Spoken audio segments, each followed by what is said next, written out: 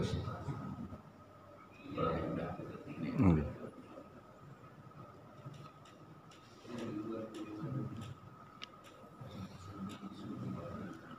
Bismillahirrahmanirrahim. Assalamualaikum warahmatullahi wabarakatuh. Waalaikumsalam. Bubur kacang pakai salam, pohon kelapa digergaji. Bapak, Ibu yang jawab salam saya doain bisa pergi haji lagi. Yang belum segera dipanggil untuk berangkat menunaikan ibadah haji. Haji Furoda insyaallah. Alhamdulillahirabbil alamin. Shalatu wassalamu ala hadzal nabiyil karim wa ala alihi washabbihi ajma'in. Amma ba'd. Fa ya ibadallah usikum wa iyya bi taqwallah faqad fazal muttaqun. Kita doakan yang mungkin pada pagi ini tidak bisa hadir, semoga kapan waktu bisa hadir menambah ilmu ya. Karena kata Rasulullah, barang siapa yang tidak menambah ilmu maka tidak dicukupkan amal-amalnya. Siapa yang menambah ilmu maka Allah cukupkan amal-amalnya, maka Allah sempurnakan amal-amalnya insyaallah. Dan yang sedang tidak sehat ya, sedang sakit, kita doakan cepat sembuh. Yang dalam perjalanan kita doakan juga cepat sembuh. Yang pulang tanpa sebab apa-apa karena mau nonton TV, ya kita doakan juga semoga cepat hidayah. Baik Pak, Bapak Ibu yang dimuliakan Allah Subhanahu wa taala, pagi ini kita akan membahas tentang dahsyatnya salat subuh, salat fajar. Ya. Kata subuh di dalam Al-Qur'an memang tidak ada. Yang ada kata fajar. Jadi salat sunnah fajar, salat fajar gitu ya adanya. Jadi salat subuh itu, bahasa subuh itu sebetulnya bahasa Arab juga, sholli fardhu subhi gitu ya, bahasa Arab juga. Tapi yang disebutkan dalam Al-Qur'an waktunya, waktu fajar. Ya, waktu subuh itu waktu fajar, maka judulnya The Power of Sholat Subuh atau dahsyatnya sholat fajar. Ini kita akan bicara maksudnya apa supaya kita tambah semangat Pak. Kalau udah tahu, oh ternyata pahalanya ini, oh ternyata kalau kita sholat subuh ini pahalanya, insya Allah kita tambah semangat sholat subuhnya gitu kan. Paling tidak punya motivasi untuk tidak ketinggalan sholat subuh. Apalagi sekarang nih Pak, sholat subuhnya ya jam 4 lewat, ya 7, luar biasa Pak. Ini ujiannya, terus udara juga sangat dingin juga, oh ujian besar, tentu pahalanya juga besar. Saya akan sampaikan hari. Yang pertama, pertanyaan pertama yang disampaikan oleh malaikat kepada kita atas perintah Allah Subhanahu wa taala. Qala Rasulullah SAW, la tazulu qadama 'abdi yaumil qiyamah. Ya. Kaki seorang hamba tidak akan bergeser pada hari kiamat hatta sampai sampai ditanya 4 hal. Jadi nanti Pak, ketika kita dibangkitkan, kita enggak bergeser Pak. Enggak bergeser tuh enggak berjalan bersama orang-orang. Semua orang menuju ke suatu tempat. Di hari kiamat itu menuju ke suatu tempat, yaitu menuju kepada syafaatnya Rasulullah SAW. Kita nggak bergeser Pak sebelum ditanya tentang umurnya untuk apa dihabiskan, hartanya untuk apa dihabiskan, dan Pak saya terangkan ini dulu, umurnya untuk apa untuk apa dihabiskan. Ada lagi di Quran kalimatnya begini Pak. Saya mau tanya kira-kira surat apa? Saya yakin Bapak Ibu sekalian hafal. Al-yawma nakhtimu ala afwahihim wa tukallimuna aydihim wa tashhadu arjuluhum bima kanu yaksibun. Kira-kira surat apa? Ya surat Yasin. Apa gitu ya? Al-yawma akan datang satu hari Pak. Al-yawma nakhtimu ala afwahihim. Mulut kita dikunci Pak. Mulut kita dikunci. Yang berbicara di antaranya kaki kita. Ini kaki kita selama hidup dibawa kemana? Nah kira-kira begitu. Kalau yang sholat subuh datang, kaki kita akan berkata, ya Allah, aku bersaksi setiap subuh ini kaki aku bawa jalan ke masjid. Hakul yakin untuk melaksanakan perintahmu. Itu Pak. Kaki ini akan ditanya, ya Allah, aku udah dibawa ke Mekah, ke Madinah. Jadi ada hadis begini, Pak. La tushadda rihal. Janganlah kamu memaksakan diri pergi ke satu tempat. Janganlah kamu memaksakan diri pergi ke satu tempat sebelum kamu ke Mekah, ke Madinah, ke Aqsa. Jadi 3. Ya. Minimal 2 deh, Mekah, Madinah. Janganlah kamu pergi. Jadi sebetulnya Pak, kalau melihat hadis itu tuh, kita nggak boleh pergi ke Amerika dulu. Kita nggak boleh pergi ke Korea dulu. Kita nggak boleh pergi ke Afrika dulu. Sebelum kita ke Mekah, ke Madinah. Jangan mati deh kalau sebelum ke Mekah, ke Madinah. Banyak orang Pak, ke Amerika sampai, ke Afrika sampai. Saya punya, ada dulu jamaah Pak, meninggal belum haji, belum umroh juga, baru istrinya yang haji dan umroh. Kenapa?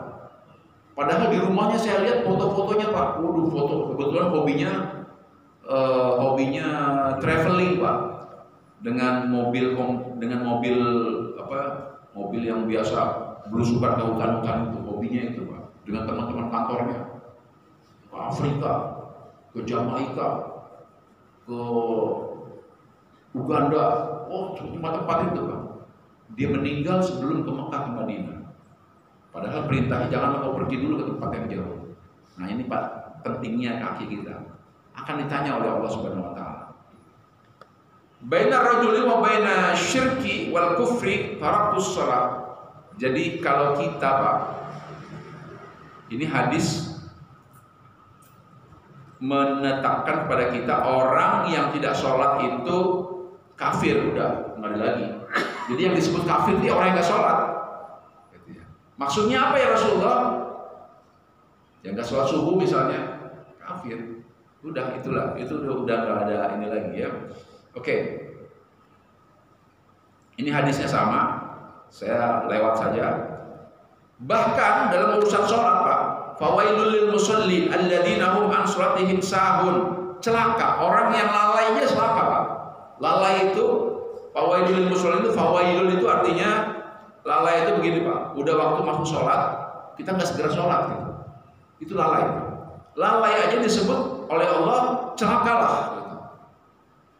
Saking pentingnya sholat itu Pak. Celakalah, yaitu orang-orang yang lalai dari sholatnya. Nah, termasuk tidur nih Pak. Ada orang-orang yang hari ini belum bangun, lalai, celaka kata Allah. Kata celaka itu bisa celaka rezekinya berkurang, bisa keluarganya nggak berkah, banyak hal. Celakalah. Ya, kalau Allah yang udah bicara dalam Al-Ma'un 45, celakalah ya sudah. Ya. Oke. Dalil perintah sholat subuh sekarang. Saking pentingnya itu sholat subuh sampai Allah turunkan Quran surat Al-Isra ayat 78. Surat Al-Isra ayat 78. Aqimis sholata liduluki syamsi ila ghasaqil lail wa qur'anal fajri inna qur'anal fajri kana Laksanakan sholat sejak tergelincir sampai gelapnya malam dan laksanakan sholat subuh. Kalimatnya Pak lihat, ya. Ghasaqil lail wa qur'anal fajri, sholat subuh ini, sholat fajar, ya. Di akhir ayat ini ada kata masyhuda. Malaikat akan menyaksikan Pak, ini kalimatnya. Ada kalimat masyhuda. Jadi tadi itu Pak, tadi sholat kita disaksikan malaikat Pak. Kata Allah, yang sholat subuh itu disaksikan malaikat. Siapa-siapa aja yang sholat subuh. Ditulis nama kita Pak. Beruntunglah Bapak Ibunya kalau saya lihat sih wajah-wajahnya wajah-wajah yang tetap sholat subuh di sini. Ini ditulis Pak. Si ini. Dan itu akan menjadi saksi Pak.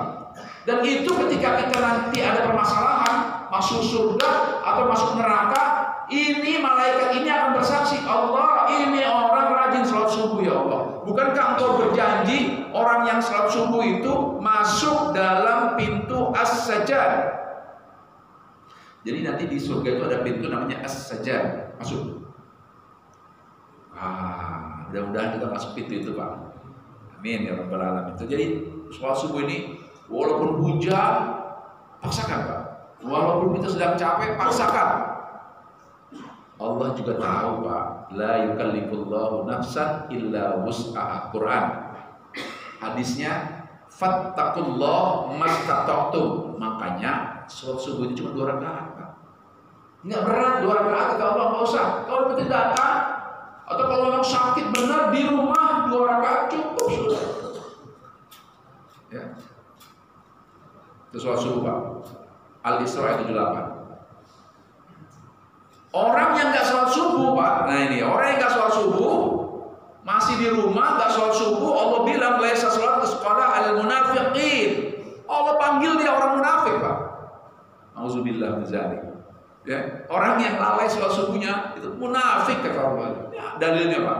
Bukhari nomor 657. Dalilnya qat'i, dalilnya sahih, Pak. Jadi kalau kita mau bicara munafik, ya orang yang nggak datang itu munafik, Pak. Marah, masih marah orang Allah yang bilang, iya kan, Pak? Allah yang bilang, bukan kita nih. Lewat lisannya Rasulullah, munafik, Pak. Sholat subuh dan sholat isya. Orang munafik itu nggak, dulu ada orang-orang Islam tapi nggak sholat subuh, sholat isya, Pak. Ya sholat isya itu kan orang-orang Arab itu kalau makan kan habis maghrib tuh, terus kenyang, Pak, ngantuk. Sholat isya itu berat. Makanya kalau ngikutin mau sehat, makan sebelum maghrib itu sehat itu. Makan sebelum maghrib, ya jauh mau tidur. Oke, lanjut ya. Dalilnya, Pak, sholat sunnah fajar ini, sholat subuh ini, Rasulullah 2 rakaat sholat ini ada 2 pendapat. Imam Syafi'i bilang sholat sunnahnya. Sholat sunnah tadi, Bapak masih ada datang sholat ya, ada tahiyatul masjid, ada qobliyah 2 rakaat. Itu khairud dunya wa fiha. Khairud dunya wa fiha. Lebih baik. Karena ada kalimat khairud dunya, lebih baik. Bukan seperti, bukan seperti dunia dan seisinya, bukan, tapi lebih baik dari dunia dan seisinya. Orang, Pak, dikasih pahala yang lebih baik dari dunia seisinya, nggak mau, Pak. Bayangkan, Pak. Aneh juga, Pak. Ini pahalanya lebih baik dari dunia dan seisinya. Saya pernah, Pak, bawa jamaah umroh, namanya Pak Fahmi Hasan, adiknya Pak Zulkifli Hasan. Beliau itu bupati, Pak, bupati di daerah Bengkulu. Jamaah umroh saya, dia cerita sama saya, Ustaz, saya saking keselnya tuh katanya sama masjid saya, kok sepi aja ini, sepi gitu. Padahal sholat subuh itu kan khairud dunya wa fiha, Ustaz. Iya. Satu ketika saya kasih pengumuman, Ustaz. Apa pengumumannya? Saya pasang spanduk di depan. Yang sholat subuh besok pulang dikasih beras 5 liter. Penuh masjid, Pak. Penuh masjid. Pak Fahmi Hasan cerita sama saya. Penuh masjid, Ustaz, dia bilang. Saya bikin begitu seminggu, penuh terus. Begitu spanduk dicopot, sepi lagi. Jadi orang lebih senang dikasih beras 5 liter daripada khairud dunya wa ma fiha. Itu serius, Pak, demi Allah, Pak, itu pernah cerita sama saya. Benar, Pak, betul dia bilang. Kata Pak Fahmi Hasan itu jamaah umroh saya. Allah karim. Pak Fahmi Hasan nanya sama saya, Ustaz, saya mau tanya, apa yang kita lakukan dari tahajud sampai subuh? Nah, itu kan nanti, Pak, saya bilang, saya terangkan. Jadi, Pak, banyak berdoa. Jadi sifat doa itu ada 3, Pak. Sifat doa itu 3. Jadi ud'uni astajib lakum, berdoalah kamu, pasti aku kabulkan. Pasti, Pak. Nggak mungkin doa nggak dikabulkan, pasti, kata Allah. Astajib lakum itu artinya pasti. Doa itu sifatnya 3, Pak. Yang pertama cash, yang kedua delay, yang ketiga deposit. Apa, Pak? Cash, delay, deposit. Maksudnya apa? Cash itu bisa aja doa kita cash dikasih sama Allah, Pak. Semalam saya yakin Bapak Ibu sekalian mau tidur, baca doa Bismillahi ahya wa amin. Ya Allah, hidupkanlah, matikanlah saya, lalu hidupkan lagi ya Allah. Ahya wa amin. Ini cash Pak, dibayar Pak. Kita pagi ini hidup lagi kan. Artinya doa kita diijabah, cash oleh Allah nih. Karena kalau baca Google Pak, ada 3% di Indonesia ini Pak, yang tidur nggak bangun lagi. 3% Pak, besar juga itu termasuknya. Tadi saya lihat habis sholat tahajud, saya lihat di Google, orang yang mati habis bangun tidur nggak bangun lagi 3% Pak. Kita termasuk yang beruntung ini. Begitu tidur bangun, ya kan, cash doa kita Pak, dibayar cash doa kita. Kita juga semalam nggak berdoa, ya Allah, izinkan saya besok bernafas lagi ya Allah. Nggak berdoa, tapi Allah kasih Pak, bernafas lagi hari ini, cash ini Pak. Oke. Yang kedua, delay Pak.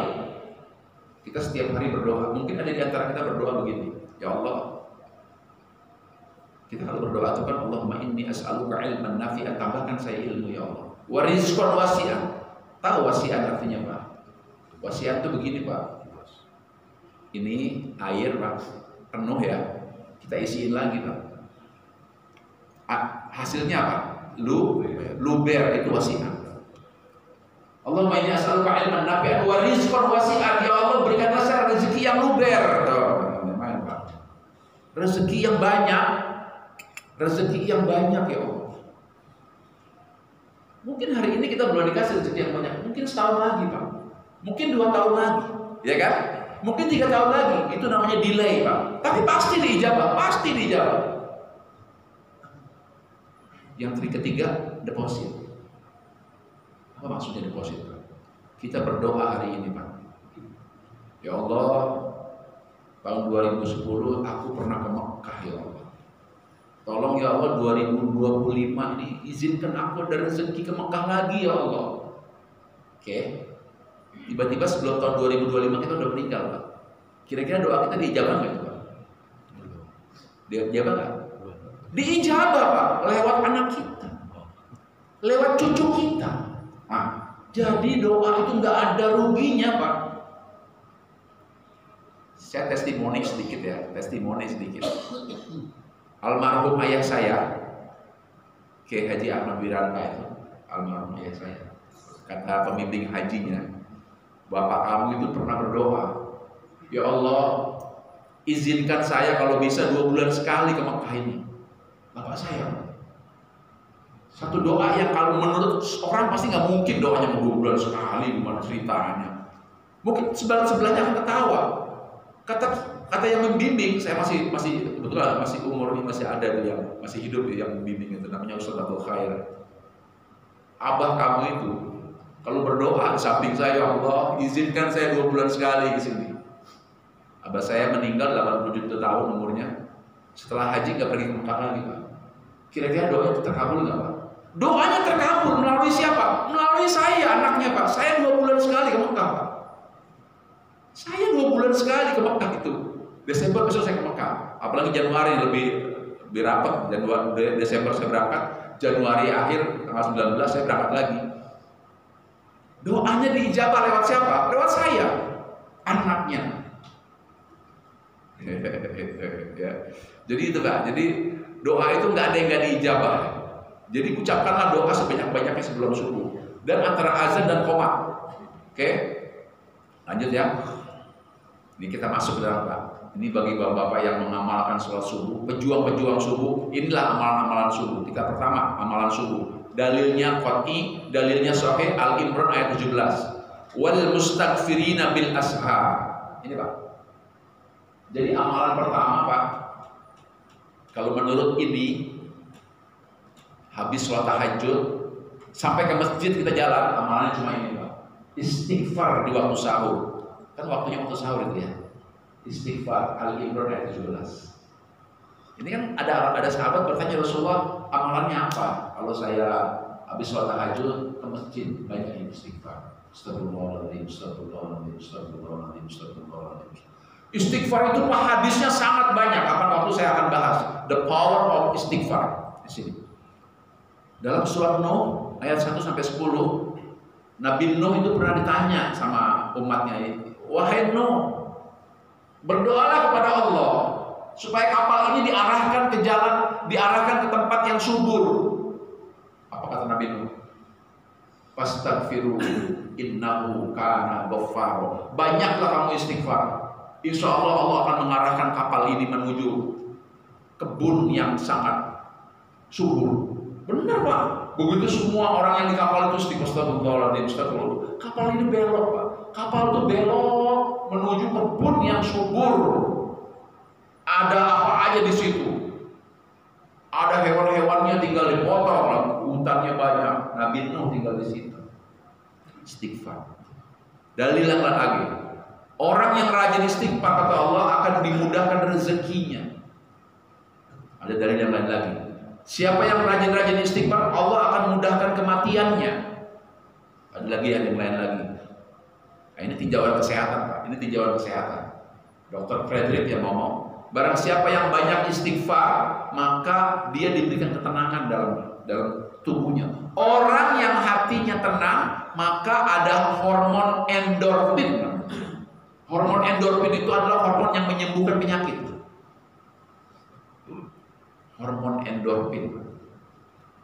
Nah, ini istighfar yang pertama. Yang kedua, sedekah di waktu subuh. Jadi mulai besok, kalau yang udah biasa, silahkan, hal bagus itu. Mulai besok Pak, dari rumah janganlah tidak bawa uang Pak. Sayang Pak. Kenapa? Kata Rasulullah, setiap datang waktu subuh, waktu pagi, ya, ada 2 malaikat yang turun. Oke? Dan dia berdoa, ya Allah, berikanlah ganti orang yang berinfak. Jadi biasakan berinfak pagi hari Pak. Gantinya seberapa? Saya infak cuma 2.000 Ustaz. Kan gantinya wallahu dhaifu liman yasha. Allah akan balas berlipat-lipat. Bisa kali 2.000 rupiah kali 10, 20.000 gantinya. Berlipat-lipat. Dhaifu liman yasha. Jadi amalannya Pak, habis istighfar dari rumah ke masjid, astagfirullah. Cari kotak amal itu, atau ketemu tukang sampah. Mas, ini Mas. Ini Mas, 10.000. Allah, malaikat berdoa buat kita. Subuh Pak, waktu subuh. Ya, waktu subuh dibiasakan itu Pak. Atau nggak ketemu tukang sampah, cari kotak amal itu. Hasilnya, subuh. Ingat, ada malaikat yang berdoa, ya Allah berikan ganti ya Allah padanya. Allah tuh kalau masih ganti Pak, luar biasa Pak. Bisa kita diumrohkan oleh Allah Subhanahu Wa Taala. Bisa. Kan saya pernah cerita di sini. Ada tukang kampung bisa pergi haji ya kan? Tukang kampung bisa pergi haji. Dia jual kampung sama kebun-kebunnya Pak. Jual kampung sama. Tapi ini real Pak, pernah terjadi Pak. Pernah terjadi. Ada seorang bapak, Bang S. Hah? Bang S mau umroh. Ya, Bang S mau umroh. Ada seorang bapak Pak rajin ngaji Pak. Dia nggak kerja Pak. Usianya udah 63, 64 lah. Nggak kerja apa-apa. Kerjaannya cuma ngaji aja Pak. Ketemu saya Ustaz di mana? Ustaz ceramah hari Ahad. Oh di sono. Datang deh Pak. Oh pengajian mana-mana datang Pak. Datang Pak. Satu ketika dia mau pengajian sebelah tuh Pak, di depan itu Pak. Dia nyebrang, diserempet sama mobil Pak. Serempet sama mobil, kebetulan mobil mewah, mobil Alfa Pak. Oh begitu serempet dia jatuh, itu yang nyerempetnya Pak langsung turun Pak. Suami istri sama supirnya turun. Kita bawa ke rumah sakit. Dibawa ke rumah sakit paling mahal daerah Tangerang, paling mahal Mayapada Pak. Rumah sakit Grasa Hotel, rumah sakit Mayapada. Dibawa ke sana. Waduh, diminta dokter tolong tangani, jangan sampai ini tangani semuanya, bertanggung jawab. Selesai ditangani, masuk kamar VIP, masuk ke kamar VIP. Apa yang nabrak itu? Kebetulan orang tajir Pak Haji, mohon maaf saya. Kebetulan bapak itu pakai kopi Haji Pak. Pak Haji mohon maaf ya. Tadi saya buru-buru, ini supir saya buru-buru. Pak Haji itu, saya di mana? Bapak di rumah sakit udah saya bawa ini Pak. Tenang aja Pak. Pak Haji tenang aja, saya akan rawat sampai sembuh Pak. Ini murni kesalahan saya. Apa kata dia Pak? Saya belum haji Bu, Pak. Jangan panggil saya Pak Haji. Oh, belum haji. Kata suaminya, "Mah, segera daftarkan haji. Haji Puroda biar cepat berangkat." Apa? Gara-gara keserempet mobil. Jadi kalau mau haji Puroda gampang. Nyebrang jangan nengok-nengok. Serempet angkot. Angkot nyebrang. Sedekah subuh, Pak. Upayakan bawa uang seberapapun, Pak. Berapapun bawa subuh. Oke?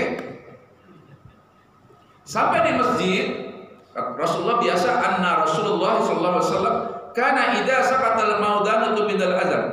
Jadi kata Rasulullah sallallahu alaihi wasallam, Rasul diam dulu kalau pendatangnya baru azan, diam dulu. Dan Rasulullah melakukan sholat 2 rakaat yang ringan. 2 rakaat yang ringan. Tahiyatul masjid ringan, Pak. Sampai-sampai bacaannya pun Al-Kafirun dan Al-Ikhlas yang ringan. Ya, jadi sholat 2 rakaat tahiyatul masjid yang ringan atau sholat qobliyah juga bacaan itu ringan, Pak. Ini hadisnya disuruhnya yang ringan, jangan yang berat-berat. Supaya apa? Supaya cepat berdoa kita, Pak. Karena kata Rasulullah, antara azan dan iqamah, apalagi di subuh hari, makbulan. Ada sahabat bertanya, "Engkau kalau berdoa, bagaimana ya Rasulullah?" Dan hadis yang lain mengatakan, doaku adalah Allahumma inna nas'aluka salamatan fid din wa afiyatan fil jasad wa ziyadatan fil ilmi wa barakatan fil rizqi wa taubatan qabla al-maut wa rahmatan 'indal maut wa maghfiratan ba'dal maut. Allahumma hawwin 'alaina bi syakaratil maut wa najatan minan nar wal afwa indal hisab. Ustaz, saya enggak hafal panjang itu, Ustaz. Bahasa Indonesianya aja. Ya Allah, berikan saya keselamatan sebelum saya wafat. Berikan saya taubat ya Allah sebelum saya wafat. Berikan saya kesehatan ya Allah agar ibadah kami sempurna. Ya Allah, wafatkanlah saya dalam keadaan husnul khatimah. Minta itu kata Rasulullah. Ada sahabat bertanya, bolehkah aku minta rezeki? Rasulullah ucapkan lagi doa, Allahumma inni as'aluka ilman nafi'an wa rizqan halalan thayyiban wa amalan mutaqabbal. Itu gampang doanya, Pak. Cuma 3. Allahumma inni as'aluka ilman nafi'an. Ya Allah, tambahkan saya ilmu, tambahkan ilmu. Saya udah tua, Ustaz. Kenapa? Tambahkan ilmu. Kita lagi sharing ilmu hari ini. Tambahkan ilmu. Wa rizqan halalan thayyiban. Rezeki yang halal dan thayyib. Ustaz, saya udah pensiun. Emang yang punya rezeki itu yang kerja aja. Saya pernah bilang kan di tempat ini, tidak semua orang punya gaji. Oke?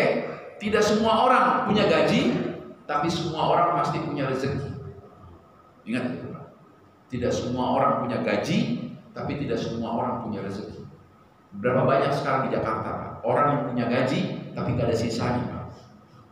Begitu dia terima, cuma pindah tangan doang, Pak. Selesai. Nah, dia lewat tukang warung dibayar. Dia lewat ketemu sama temennya yang beli motor, dia ketemu bayar lagi. Terus sampai rumah habis. Ada Pak begitu.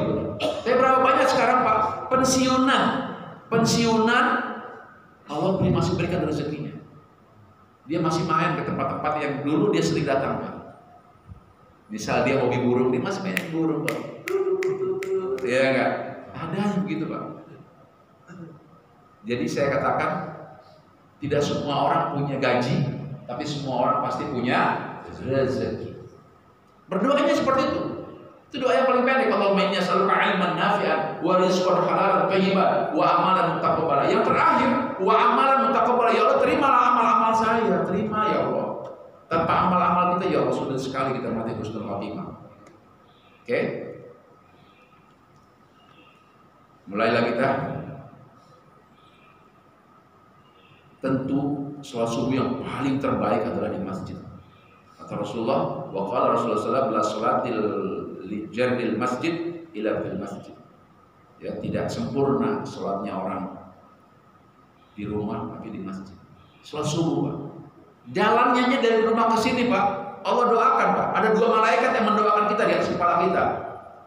Malaikat yang kanan berdoa, ya Allah, langkah yang kanan berikan dia derajat yang tinggi. Derajat yang tinggi. Malaikat yang sebelah kiri, ya Allah, berikan dia pahala yang banyak. Dari rumah. maka beruntunglah yang rumahnya paling jauh. Siapa yang paling jauh di sini? Langkahnya banyak. Ya enggak? Rasulullah habis ngomong begini nih Pak, ada sahabat setiap pagi muterin masjid Pak, termasuk Ali bin Abi Thalib. Ali, kalau kau mau tawaf di Ka'bah, bukan di sini katanya. Ya Rasulullah, kau pernah bilang katanya, siapa yang paling jauh dia paling banyak pahalanya. Ali tinggalnya di masjid. Ada 5 sahabat Nabi tinggal di masjid. Ali, Tolha, Bilal, Abu Jar al-Ghifari, Zaid bin Harisa. 5 nih anak muda umurnya sama, tinggalnya di masjid. Habis Rasulullah ngomong begitu, besoknya dia tawaf semua Pak. Katanya yang paling banyak langkahnya Rasulullah. Rasulullah tersenyum. Padahal yang paling jauh rumahnya namanya Abdullah bin Umi Maktum. Abdullah bin Umi Maktum. Saya kemarin khutbah Jumat cerita tentang Abdullah bin Umi Maktum. Ketika datang ke rumah Rasulullah, Rasulullah sedang bersama orang-orang kafir Quraisy Pak. Sedang ngobrol-ngobrol begini. Abdullah orangnya buta Pak. Datang pada Rasulullah nggak nengok Pak. Karena Rasulullah sibuk Pak. Rasulullah dimarahin sama Allah Pak. Lewat surat Abassa wa tawalla. Hei Rasulullah, hei Muhammad, jangan kau memalingkan dari orang yang kamu anggap hina itu. Memalingkan, enggak memalingkan. Sebenarnya Rasulullah lagi sibuk Pak, mendakwahi Abu Sufyan, Abu Jahal, Abu Gosok segala macam. Lalu didakwahi, datang Muhammad, ditegur Pak. Apalagi kalau menghina orang kayak Gus apa itu. Apalagi kalau menghina orang Pak. Rasulullah begini aja ditegur sama Allah. Basa wa tawalla. Janganlah kau malingkan wajahnya. Enggak menghina Rasulullah, cuma Rasulullah begini aja nih, enggak boleh. Ada yang datang sapa, apalagi menghina tukang es itu enggak boleh. Orang boleh tinggi ilmunya Pak, tapi di atas ilmu itu ada adab, ada akhlak namanya. Kalau di pesantren dulu saya ada kitab namanya kitab Ta'lim Muta'allim, itu wajib. Baru masuk pondok itu kitab wajib dibeli, wajib dipelajari. Dipelajarinya sepekan 3 kali itu Ta'lim Muta'allim, tipis tapi penuh dengan adab. Jadi kalau ada orang yang seperti itu Pak, senang menghina, bilang goblok, bilang itu tandanya ilmunya belum, ilmunya pantesan sama pondoknya juga orang haji gitu. Orang haji. Jadi nauzubillah min dzalik ya. Ya. Oke. Kita masuk dalam dahsyatnya sholat subuh sekarang. Nah, dahsyatnya sholat. Pertama, ini Pak ya. Apa yang Allah berikan kepada kita ini yang hadir sholat subuh ini? Apa yang Allah berikan kepada kita? Yang pertama, man shalla subhi fa huwa fi dhimmah. Barang siapa yang sholat subuh maka ia berada pada jaminan Allah. Ya. Bahkan dalam hadis ini dikatakan, oleh karena janganlah kamu sekali-kali menyakiti orang yang sholat subuh. Kita nih Pak nggak boleh disakiti Pak. Kenapa? Doanya makbul Pak. Hati-hati Pak. Yang kita yang sholat subuh nih Pak, Allah bilang man sholat subhi fa huwa fi dhimmatillah. Allah jamin Pak kita. Sampai sore dijamin sama Allah Subhanahu wa taala. Kata Allah, oleh karenanya janganlah kamu menyakiti orang yang sholat subuh tanpa jalan yang benar. Jika tidak, Allah akan menyiksa dengan melungkupkan di atas wajahnya dalam neraka. Jadi orang-orang jangan sampai macam-macam sama kita Pak. Allah yang bilang Pak. Allah bilang, Allah dimatillah. Allah akan jamin kita Pak. Makanya Allah ya Allah, jangan sampai terlambat sholat subuh berjamaah itu Pak. Hujan jalan Pak. Kita dikasih mobil sama Allah, keluarin itu mobil. Buat apa punya mobil? Enggak hujan, ada motor atau jalan kaki, jalan. Ini masjid. Luar biasa Pak. Dijamin sama Allah. Ya Ustaz, termasuk kita husnul muslimah. Iya, kan dijamin sama Allah. Kalau kita pulang sholat subuh Pak, tiba-tiba punten nauzubillah min dzalik. Allah berkata, kau pulang sekarang. Insya Allah Pak, husnul khatimah. Anak kita dengan bangga mengatakan, bapak ini pulang sholat subuh. Allah, saya sering mendengar itu Pak. Ustaz, bapak ini pulang sholat subuh Ustaz. Pulang sholat subuh, iya Ustaz. Saya ingat hadis ini sahih Pak. Barang siapa yang menjalankan sholat subuh, ia berada dalam jaminan Allah. Enak Pak kalau dijamin sama Allah Pak. Misalnya, saya mau pergi ke Nusa Tenggara Barat, ya kan? Tinggal saya telepon sama Zulkifli Mansah, itu gubernurnya. Jul, saya mau datang. Siap, saya jemput. Enak apa gitu kan? Dijamin, pokoknya mau kemana aja saya antar. Enak Pak, enak. Sama Pak, orang yang sholat subuh nih Pak, meninggal kata Allah siap, jamin. Ini perlu tahu kita. Perlu tahu Pak. Saya mudah-mudahan Bapak yang ada di ini tambah rajin sholat subuhnya Pak. Ya, oke ya, nomor 2 sekarang. Orang yang sholat subuh itu Pak, lahum barik Allahumma Allahumma barik ummati fi bukhuriha. Rasulullah dulu 1500 tahun yang lalu berdoa, ya Allah, aku doakan berkah orang yang bangun di pagi hari subuh maksudnya. Allahumma barik ummati, ada kalimat ummati. Allah, ya Allah, berkahilah orang yang bangun di pagi hari di subuh ini. Didoakan Rasulullah Pak, kita ini Pak. Didoakan Rasulullah. Jangan pernah tinggal sholat subuh berjamaah. Kita didoakan Rasulullah. Oke? 3. Ini hadisnya dari Abu Daud sahih Pak. Kata Rasulullah, barang siapa yang sholat subuh katanya dari Buraidah al-Aslami radhiyallahu anhu. Buraidah itu salah satu penulisnya Rasulullah. Jadi ada sekretarisnya Rasulullah namanya Zaid bin Harisah. Di bawah Zaid itu ada Buraidah, ada macam-macam, itu yang nulis. Buraidah bilang, sampaikanlah berita gembira kepada orang-orang yang berjalan pada saat gelap menuju masjid dengan cahaya yang sempurna pada hari kiamat. Jadi Pak, kata Rasulullah, di hari kiamat nanti ada satu masa gelap. Karena seluruh sudah dimatikan oleh Allah. Matahari mati, semua mati gelap. Yang terang adalah orang-orang yang sholat subuh berjamaah. Dia terang, wajahnya terang. Karena wajah dia terang Pak, mudah dikenali sama keluarganya. Artinya kita insya Allah bisa menuntun keluarga Pak. Karena kita rajin sholat subuh berjamaah nih. Makanya minimal di rumah itu ada satu saja yang rajin Pak. Kalau bisa semuanya, minimal ada satu saja. Supaya di hari kiamat itu terang Pak kita. Terang istri kita, itu bapak kamu. Di hari kiamat Pak, kita Pak kalau lagi umroh Pak, berbisa Pak, 2-3 jam, 4 jam, 5 jam, tiba-tiba ketemu, senang nggak tuh Pak? Itu Pak, kamu senang nggak Pak? Senang Pak, apalagi di sana di kiamat itu Pak. Kiamat tak mengenal waktu Pak. Tiba-tiba kita terang, kata Rasulullah, keluarganya lihat itu Bapak kamu. Kita bisa menolong keluarga Pak, bisa menolong anak-anak. Mana anak itu mana? Kita terang Pak. Oleh karenanya, yuk kita sebagai kepala rumah tangga, ayo kita yang terang Pak di kiamat nanti. Allah jamin Pak cahaya yang sempurna pada hari kiamat. Dan sholat subuh berjamaah ini Pak, kata Rasulullah, barang siapa yang melakukan sholat subuh berjamaah, maka dia sama seperti orang melakukan sholat sepanjang waktu. Sepanjang waktu. Kita sholat subuh 2 rakaat ini Pak, kata Rasulullah, kita sama jami'ah fakannama sholatul laila kullu sama seperti melaksanakan sholat sepanjang waktu. Allah kami bisa Pak kita sholat sepanjang waktu. Allah ya, panjang waktu Pak, jangan tinggal sepanjang waktu Pak. Tadi ada ayat saya katakannya aqimis sholata liduluki syamsi ila ghasaqil lail wa qur'anal fajri inna qur'anal fajri kana masyhuda. Salat subuh itu disaksikan malaikat. Nah, ayat itu diterangkan lagi sama hadis ini Pak. Wa tajtami'al malaikatil lail wa malaikatun nahar fi salatil fajri. Dan para malaikat malam dan malaikat siang berkumpul. Jadi yang menonton kita, yang menyaksikan kita salat subuh itu Pak, malaikat malam dan malaikat siang fajar berkumpul ngeliatin kita Pak. Itu Pak Haji, waduh, ada satu yang gak hadir. Waduh, mana tuh ya, kata malaikat. Oh, di kesiangan. Kata malaikat yang satu, maklum lah dia masih muda. Tadi jam 2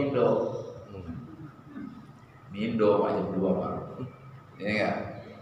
Jam 2 pagi, dingin-dingin, dia bisikin telinga istrinya. Ya enggak?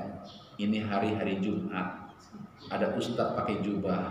Walau hari mau kiamat, cintaku tidak berubah.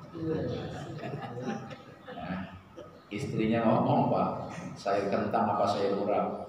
Sambil celentang apa sambil tengkurap? Kesiangan dia, Pak. Kesiangan, maklum masih muda, maklum umurnya baru 45 baru 50, Pak. Ya, masih muda, maklum, Pak. Ya, kesiangan bablas. Allah. Kata malaikat yang satu, itu aki-aki, mana tuh aki-aki itu? Iya, yang pojok ngomong biasa, di semalam ini minum obat batuk, bikin ngantuk terus. Terus kata malaikat yang satu, itu yang tengah biasanya ada yang suka batuk terus mana? Iya, dia lagi lemes karena sebentar lagi mau saya cabut nyawanya. Mau saya cabut nyawanya. Malaikat ngobrol, Pak, kira-kira begitulah. Kira-kira begitu ngobrol malaikat. Karena malaikat malam berjumpa sama malaikat yang pagi yang bakal tugas malam. Ketemu, Pak.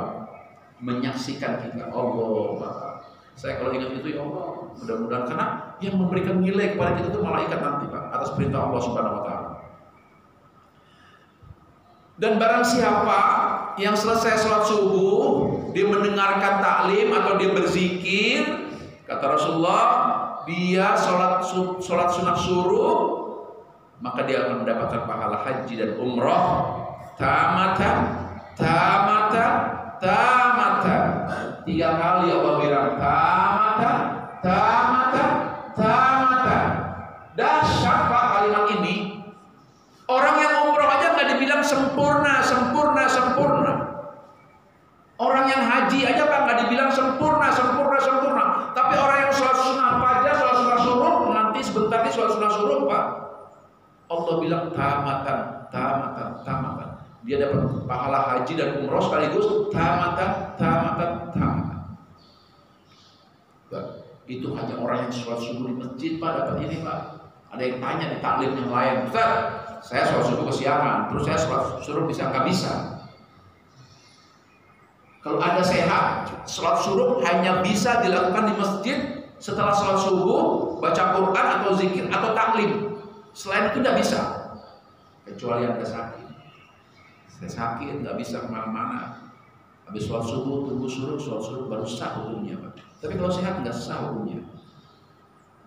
Harus di masjid dan sholat suruhnya di masjid. Pahalanya seperti haji dan umroh, tamatan.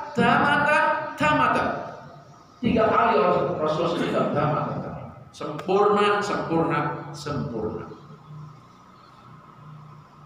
Hadis yang lain, ini the power ya. Tidak akan masuk neraka orang yang melaksanakan sholat sebelum terbitnya matahari, yaitu sholat subuh. Tidak akan masuk neraka. La yalijanna, tidak akan masuk neraka. Insya Allah, Pak, kita di surga nanti, Pak.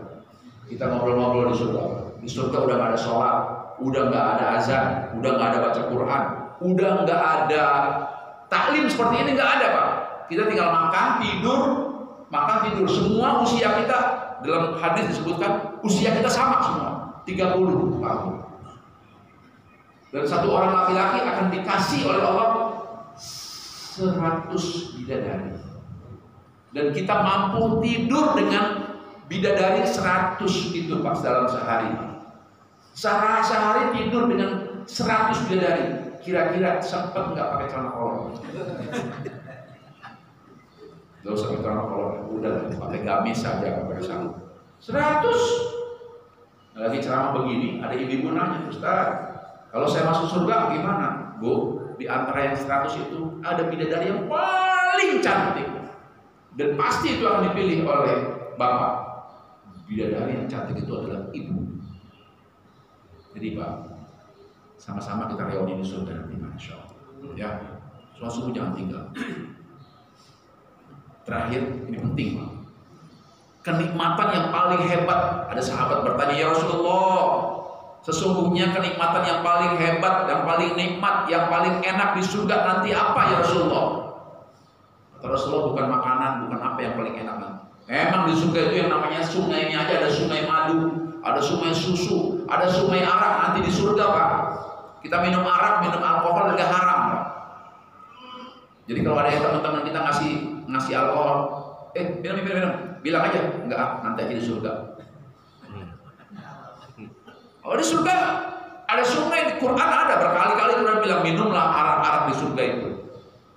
Ya. Harap di sini Pak, kita minum Pak. Sempoyongan masuk got kita Pak. Tapi di surga insya Allah enggak Pak. Ya? Kenikmatan yang tertinggi kita memandang wajah Allah. Dalam hadis yang lain, ketika Allah itu tampil dan orang yang mampu memandang wajah Allah, 70 tahun lamanya kita memandang Allah. Indah sekali. Allah itu maha indah. 70 tahun kata Rasulullah. Ya Allah, semua memandang Allah. Itu kenikmatan. Dan yang mampu melihat wajah Allah itu kata Rasulullah, mereka yang rajin sholat subuh. Kita insya Allah juga akan diberi kemampuan melihat Allah Subhanahu Wa Taala. Allah, itu nggak ada kenikmatan yang lain. Terakhir Pak, kita tengok dulu nih sebab-sebab tidak sholat subuh apa. Sebab-sebabnya yang pertama, begadang Pak. Begadang itu boleh Pak, asal ada gunanya kata Umairah. Ya, kata siapa? Kata Umairah. Nabi Sallallahu Alaihi Wasallam, Nabi Sallallahu Alaihi Wasallam karena yaqra'un naum qabla al-isya. Rasulullah itu tidak pernah tidur sebelum isya, Pak. Imam Syafi'i mengharamkan tidur sebelum isya. Dokter-dokter bilang kalau tidur sebelum isya tidak sehat. Karena itu ada di penghujung masa produktifmu. Selesaikan dulu masa produktifmu. Beliau tidak suka ngobrol sebelum isya. Jangan main catur sebelum isya. Dan sesudah isya. Kenapa? Kita pasti akan kesiangan. Boro-boro mau sholat subuh, boro-boro mau tahajud, subuh pun enggak. Ya. Kita hari ini Pak, usahakan bangun jam 3, setengah 3. Selesaikan sholat subuh. Enggak mampu 11 rakaat, enggak mampu 8 sama 3 witir, ya 2, ya 4. Sholat tahajud wa minal laili fatahajjat bihi nafilatan laka asa ayya ba'asaka rabbuka maqaman mahmuda. Barang siapa yang sholat tahajud maqaman mahmuda, aku kasih tempat yang mulia ya. Oh dahsyat. Begadang. Yang kedua, orang sebab enggak sholat itu dakka rajulan bali syabala syaitan fi udunihi atau qala fi uduni. Laki-laki yang dikencingi oleh setan pada kedua telinganya, dikencingin Pak sama setan ini. Anget dikencingin setan Pak. Anget, narik kemul, narik kain gitu. Anget Pak, dikencingin setan Pak. Setan namanya setan kanzab. Setannya namanya kanzab Pak. Kalau punya anak jangan kasih nama kanzab Pak. Itu nama setan. Iya Pak. Nama setan. Bu, anaknya udah lahir. Lahir Ustaz. Udah saya kasih nama. Namanya dari Quran Ustaz. Nah, siapa namanya? Syaitan. Wah itu nama Quran itu setan. Ini dari Quran Ustaz. Dari Quran itu setan namanya. Namanya setan itu. Dan dikencingi setan. Manusia sholat al-nam. Barang siapa yang lupa atau tertidur dari sholat maka kafarah tebusannya adalah dia sholat ketika dia ingat. Jadi mungkin kita capek malamnya, Pak. Capek malamnya atau sakit, tiba-tiba tertidurlah kita. Bangunlah kita jam 7 jam 8 sholat subuh. Sholat subuh itu nggak bisa dijamak. Sholat subuh itu nggak bisa dikoblak. Sholat subuh itu nggak bisa dikosor. Sholat subuh itu nggak bisa di macam-macam. Jadi kalau kita sholat capek, tiduran, nggak ada yang bangun, cuma kita bangun jam 9, sholat subuh. Bagaimana dalilnya Pak Ustaz? Ada dalilnya. Suatu ketika Rasulullah pulang perang Khandaq.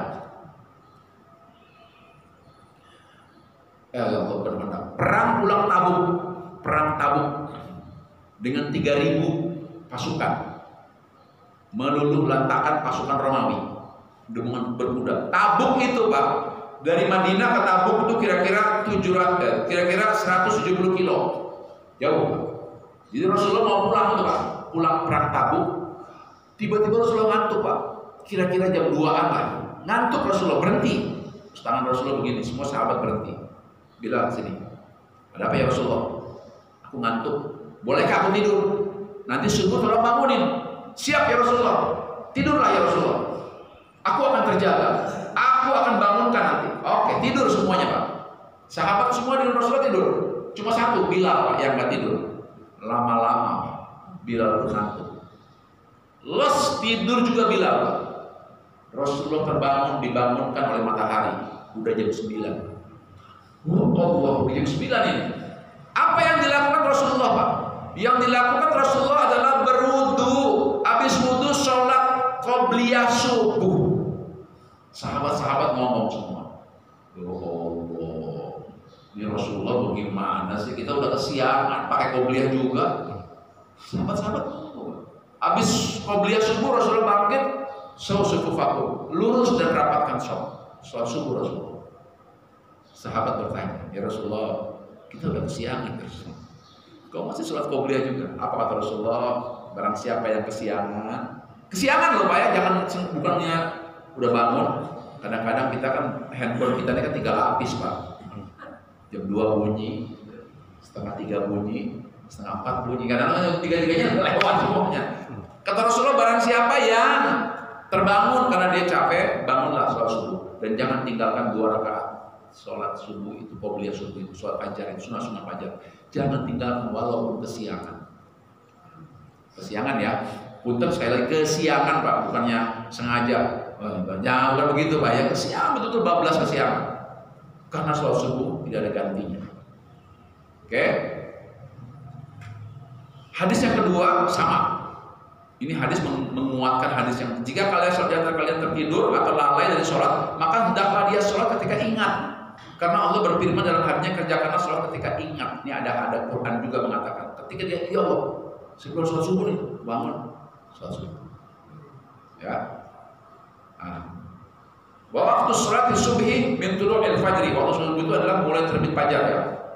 Kalau di Turki agak siang sholat subuh itu. Terakhir, Allah kasih bonus kesehatan pasti Pak. Yang bangun sholat subuh ini pasti bonus kesehatannya Pak. Meningkatkan kadar nitrit oksida dalam pembuluh darah sehingga oksigensi dalam otak bertambah akibat melebarnya pembuluh darah. Jadi pembuluh darah kita melebar Pak, nggak menyempit. Orang yang sakit stroke itu menyempit ya. Dan orang pasti, dan trombositnya dicegah untuk saling menempel, trombositnya lancar gitu ya. Pembuluh darah bertambah sempit. Oleh karena disunahkan sujudnya agak lama supaya darahnya terus berputar. Ini bonus kesehatan Pak.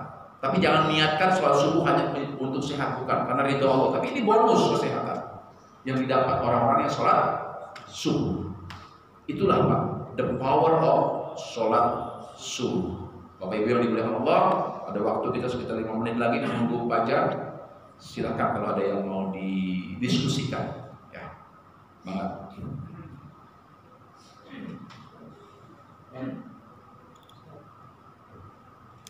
Ya silakan Pak. Ya silakan Pak. Assalamualaikum. Untuk salat qobliyah subuh Ustaz. Itu hubungan dari Iblis juga. Dia kalau sejak keburu kemudian di masjid sudah sholat subuh wajib, kemudian sholat sunnah qobliyahnya qodaan di setelah sholat fajar. Ya, saya lupa menerangkan. Betul sekali itu Pak. Hadisnya banyak. Salah satunya dari Ahmad radhiyallahu anhu berkata, kalau Rasulullah SAW, barang siapa yang tertinggal sholat subuh, kita datang ke sini, Allahu Akbar, imam udah takbir, kita kan sholat dengan imam. Kita yang biasa. Nah ini kalimatnya Pak, yang biasa. Kalau yang nggak biasa, kalimatnya kan yang biasa. Kita nih biasa. Boleh menggantinya sesudah sholat subuh di masjid atau di rumah. Kalau nggak pengen ditanya orang, di rumah aja. Takutnya kalau dipucuk, haram tuh nggak boleh. Kadang-kadang orang ya kan Pak yang nggak tahu, padahal kita mau ganti qobliyah subuh yang tadi keburu-buru kita. Itu benar Pak hadisnya Pak. Yang saya tahu hadis itu ada sekitar kira 3-4, tapi katanya sih banyak.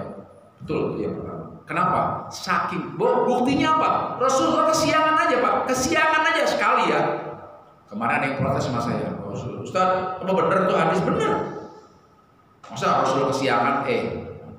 Rasulullah itu kesiangan atas izin Allah supaya jadi contoh buat kita. Rasulullah itu atas izin, dia contoh. Kalau Rasulullah kesiangan, kita punya contoh siapa? Ya kan? Rasulullah pernah kesiangan. Ya gitu ya. Jadi boleh Pak, betul benar banget Pak. Kenapa? Supaya kita tidak kehilangan khairud dunya wa ma fiha. Seperti pertanyaan Ali bin Abi Thalib kepada Rasulullah. Ya Rasulullah, kita ada kesiangan loh. Udah jam 9 loh ini. Bahkan sekarang setengah 10 loh. Kenapa engkau pakai juga sholat sunnahnya ini? Apa kata Rasulullah? Aku tidak mau kehilangan khairud dunya wa ma fiha. Wah, jadi begitu Pak. Jadi kalau ada hadis lain begini Pak. Ini penting nih Pak. Penting sekali. Barang siapa orang yang biasa sholat berjamaah, biasa sholat sunnah, biasa tahajud, tapi hari itu karena dia sapar dalam perjalanan atau dia sakit, maka akan dicatat baginya pahala seperti dia sehat. Biasa Pak. Misal Pak, misal kita biasa sholat berjamaah di sini Pak, sholat tahajud biasa, lalu sholat jamaah ini tiba-tiba malam itu harus pergi ke Bandung Pak, karena ada famili kita yang sakit atau yang wafat, kita kan berangkat Pak. Otomatis kan kita nggak sempat tuh Pak sholat tahajud, nggak sempat sholat. Allah akan catat baginya seperti orang tahajud seperti biasanya. Oleh karenanya Pak, tahajud, baca Quran, sholat berjamaah dibiasakan supaya pada saat kita nggak sempat, Allah catatkan lagi pahala itu Pak. Kemarin saya ke Solo Pak, nggak sholat tahajud, nggak berjamaah di masjid subuhnya, tapi insya Allah Allah catat. Kenapa? Karena saya biasa sholat di masjid, saya biasa sholat tahajud. Nah itu Pak, sama seperti itu Pak. Jadi kalau kita tertinggal nggak sholat sesudah. Kalau nggak pengen ditanya sama orang, kalau di rumah Pak, kalau di masjid takut tanya, nggak boleh. Ada aja yang nanya tuh begitu. Baik, ada satu lagi Pak, silakan. Cukup? Baik. Baik Bapak Ibu yang dimuliakan Allah Subhanahu wa taala, kalau cukup mudah-mudahan pertemuan kita hari ini diridhoi Allah Subhanahu wa taala. Dan catatan kita hari ini adalah supaya kita lebih giat lagi, semangat lagi untuk melaksanakan sholat subuh berjamaah. Karena materi kita hari ini adalah power of sholat subuh. Insya Allah bulan depan kita akan bicara tentang menggapai sholat khusyuk. Saya akan sampaikan kita berada di level mana khusyuk. Khusyuk itu banyak. Kita ada di level mana? Nanti kita akan pelajari bulan depan. Dan setelah bulan depannya lagi filosofi sholat berjamaah. Karena itu satu paket. Menggapai sholat khusyuk sama filosofi sholat berjamaah satu paket. Kita akan bahas di masjid ini insya Allah. Wallahul muwaffiq ila aqwamit thoriq. Yang benar datangnya dari Allah Subhanahu wa taala, yang salah dan kurang datang dari saya pribadi. Assalamualaikum warahmatullahi wabarakatuh.